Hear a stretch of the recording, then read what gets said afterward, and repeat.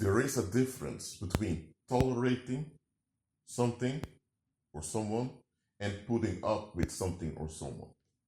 Well, some say, Rashid, it's the same thing. No, it's not the same. Tolerance has to do with you being realistic that it's better to allow something to happen that you actually don't want. For example, you may have a police officer coming to check your papers. You really don't want it. You want to be left alone. But you know, realistically speaking, if you refuse to check, it may appear suspicious and it may escalate. So, based on evidence and what's best, you tolerate, you just allow something to come to pass. Or maybe your wife wants to go to a grocery store together. You really don't want to go, but you realize, hold on a minute, I'm living with this woman, we have children together, so you realize that if I keep saying no to her, you will have issues in the marriage soon, so you get along with it. So tolerance is a practical attitude towards things you prefer not to have. And tolerance is not the same as resentment. Because in resentment, you really don't want something to happen, but you have no other choice but to get along with it. But you insist on not wanting it. And because you insist on not wanting it, but it's still happening, now you build up tension, anger, that's devouring you. That's resentment. Now, let's forget resentment. So I'm not talking about resentment in this video. You have tolerance and you have putting up with. For example, the Heavenly Father tolerates Satan and the demons to have grip on the human species, namely the part that refuses to obey. For practical reasons, the Heavenly Father tolerates Satan to roam around. But the Heavenly Father is not putting up with it. That's why believers are receiving power to shut down Satan and Satan's camp. So the Heavenly Father is not resentful towards Satan. No, because the Heavenly Father doesn't have hatred or anything in his being. Because the Heavenly Father doesn't operate in fear or anything like that. The Heavenly Father just tolerates Satan for practical purposes. Meanwhile, he gives the saints power to shut down Satan. So the Heavenly Father is not putting up with Satan. Another thing, you may tolerate people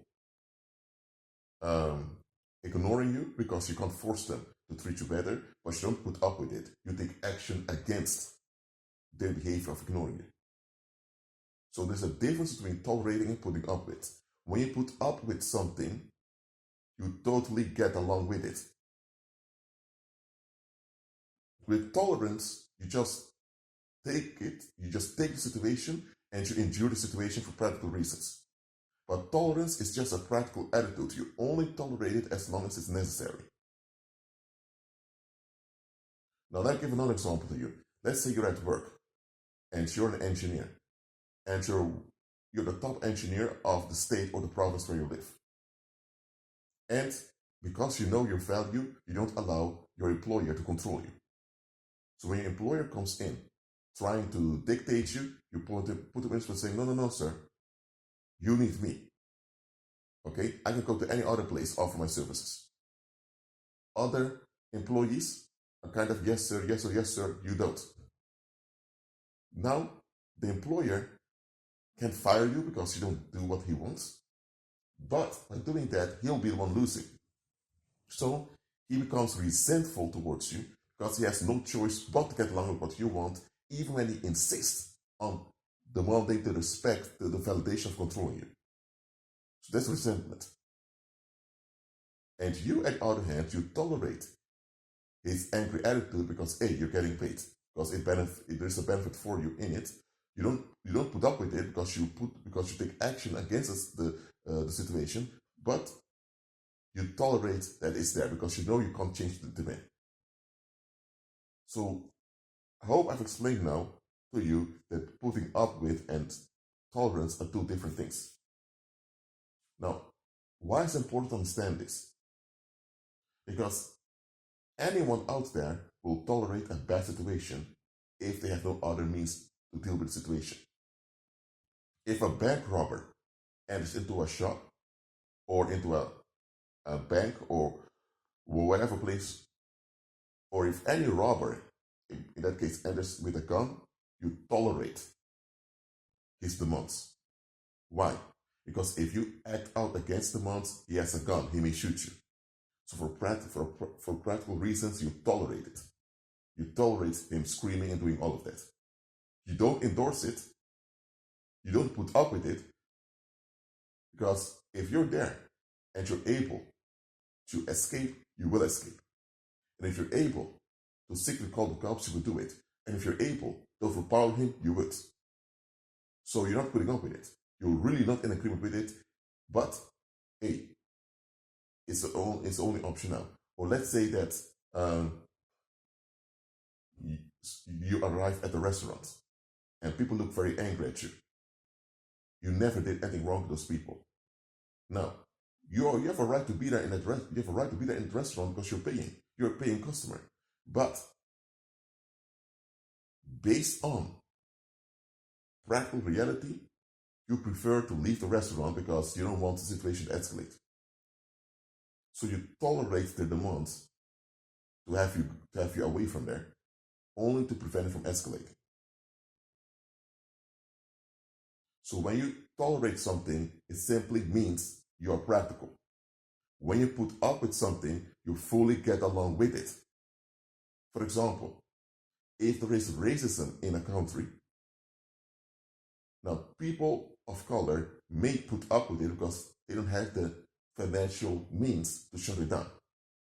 But then you have people of color who completely embrace it and legitimize the racism, and they even make excuses for the racism.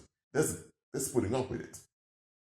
They embrace it, they get along with it, and they make excuses for it. That's putting up with. I kept repeating over and over again the difference between tolerating and putting up with in this video till now. I have a reason for doing this, so that you understand the difference, because the difference is not always clear. But you need to learn that difference. People may tolerate evil because, for practical reasons, they know how to deal with it. Especially someone who is not saved, not born again, they may tolerate something. Doesn't mean they are a coward. Hey, if they don't have other means, they don't have other means. But so don't judge someone based on what they tolerate, because likely there will be a practical reason why they tolerate it. Beware with people who put up with evil.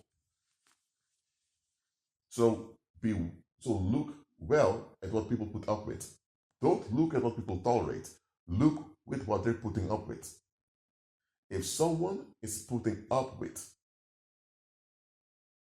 violence against children, they call it this, they make excuses for parents that are abusing children. If people are putting up with child abuse, now you know you're dealing with an enabler of evil. If someone is putting up with racism, now you're dealing with an enabler of evil. If someone is putting up with others exploiting them, beware. Because people that put up with being exploited by society are the same type of people that will become resentful towards you when you remind them that you have value too. They don't value themselves enough to take action against the violations of society. They don't. They don't think that good enough about themselves. So if they don't value themselves enough to take action or look for a way out of the blackmail of society, do you seriously think they're going to value you? No, they will not. When you value yourself by choosing for your own safety and your own sanity, they get upset with you. They become resentful towards you. So I'm teaching you the following. Look at what people put up with. When people put up with stuff that's dangerous, I'm talking about social norms. For example, in some cultures, children are never allowed to talk back to their parents. And And you see parents allowing them to think, oh, why is this parent allowing the child to talk like that? I don't, those are just made up constructs. If you don't talk back, you don't communicate. Isn't it the purpose of communication that you communicate, so you respond and all of that? So if it's only a one-way traffic, when it comes to dealing with children, how children learn to communicate. So I'm not talking about social norms. I'm talking about actual danger. When people put up with actual danger against their own life, beware with them. If a woman, for example, puts up with her husband screaming at her and talking down on her, there's no justification and no reason that can justify her putting up with this. She should force him to get therapy, or she should leave him. Plain and simple. It is not okay for her to put herself in such danger. Because by putting herself in danger, she's also endangering other people. Because the danger she's in will affect how she relates to other people. And everywhere she goes, that danger that she's in is going to follow her. So both for herself as well as for the community, she shouldn't put herself in such a dangerous situation. She should leave the guy if the guy doesn't want to communicate properly. But what if you see a woman that puts up being mistreated that way? Why is she doing that? It is because she is an abuser herself. If she was a victim that was traumatized, if she didn't know what to do, it would be different. But there are times you see women being treated like trash, and they persist in that situation where they're mistreated is because they are narcissists themselves. They want to get revenue from others by playing the victim. So for them to get this revenue, this sympathy from others, there needs to be some situation that generates sympathy. So they will on purpose put themselves and keep themselves in bad situations just in order to get sympathy from others. Now, this may sound very weird and very dumb. You may say, Rashid, nobody in the right mind does it. You're correct. Nobody in their right mind would do something like that. But not everyone out there is in the right mind. Who told you everyone out there is in the right mind? They are not. Or let's say now you have a guy who tolerates his employer to treat him like trash. When he gets at home, he screams at his wife, he screams at his children. So he has an outlet for how he's being mistreated. And because he gets the validation of being a hardworking man, he puts up with it. Why is he putting up with it? Listen, again, there's a difference between tolerating something or someone and putting up with something or someone.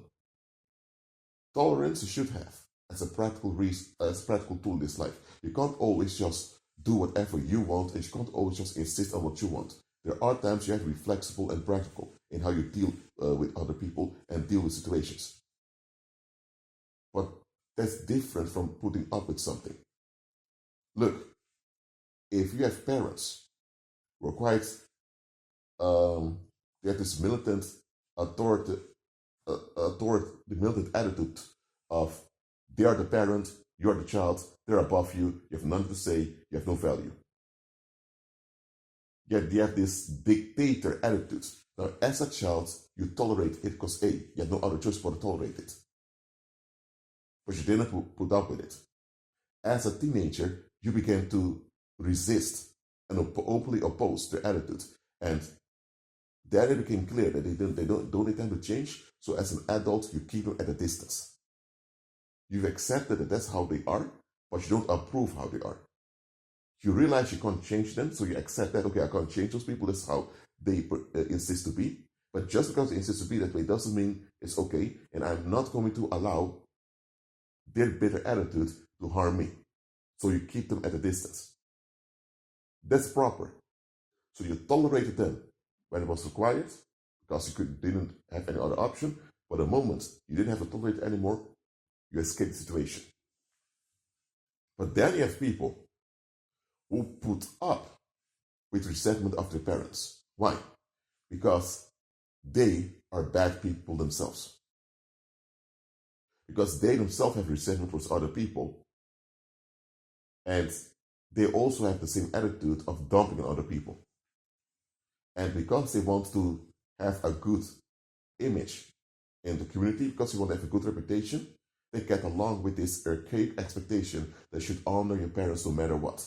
This is not even biblical. The Bible never says to honor your parents unconditionally. It's nowhere found. But there are people who follow this worldly expectation to always honor parents unconditionally, even if parents are filled with negativity. Why? Because they now can get revenue of being a good person from the community. At the same time, they in turn will look for other people to escalate on. So their parents are escalating on them, and they're just passing on the escalation. Meanwhile, they get some revenue out of it. So they're both enabling evil as well as doing evil themselves. So when you are judging an individual, don't look too much at what they tolerate. Look at what they're putting up with.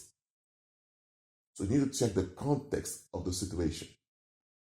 If someone has resentful parents and they're tolerating them because they don't have the financial means to rent their own place, or they are still a teenager or whatever, okay, of course you're going to tolerate it.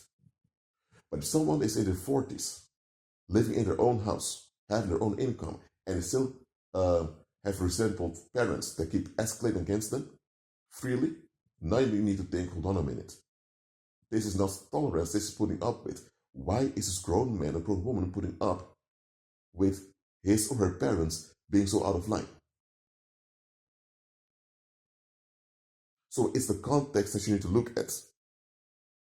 And this is where many believers fail, because many believers don't know the difference between putting up with and tolerating.